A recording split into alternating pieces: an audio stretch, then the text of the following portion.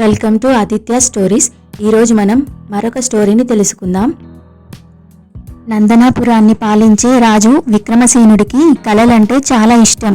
రాజ్యంలో సంగీతం, చిత్రలేఖనం, నృత్యం ఇలా వివిధ విభాగాల్లో చాలామంది కళాకారులు ఉండేవారు. నిత్యం వాళ్ళకి ఏదో ఒక వినూత్నమైన సవాలు విసురుతుండేవాడు విక్రమసేనుడు. ఒకరోజు ఆయనకొక విచిత్రమైన ఆలోచన వచ్చింది. రంగులు మరియు కుంచె సాయం లేకుండా ఎవరైనా బొమ్మలు గీయగలరా అనుకున్నాడు. అనుకున్నదే తడవుగా తన బొమ్మని ఎవరైనా రంగులు కుంచె సాయం లేకుండా గీస్తే వారికి 100 బంగారు నాణాలని బహుమతిగా ఇస్తానని చాటింపు వేశాడు. రాజ్యంలోని కళాకారులంతా రంగులు కుంచె లేకుండా బొమ్మ గీయడం గురించి రేయింబవలు ఆలోచించినా వారికేమీ తోచలేదు. దాంతో ఎవరూ ముందుకు రాలేదు.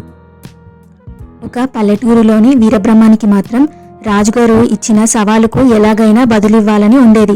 దాని గురించి నిరంతరం ఆలోచించేవాడు. అలా ఒక రాత్రి తన మంచం మీద కూర్చొని ఆలోచిస్తుండగా ఎదురుగా ఉన్న గూట్లో దీపం కాలగా వచ్చిన మసితో గోడ మీద నల్లని పొర ఏర్పడటం చూశాడు.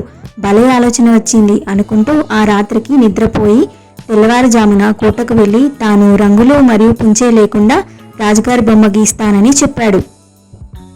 భటులు అతడిని రాజుగారి దగ్గరికి తీసుకువెళ్లారు. వెంటనే అతడు తన సంచిలో నుంచి ఒక దీపం కుందే మరియు కాగితాన్ని తీశాడు.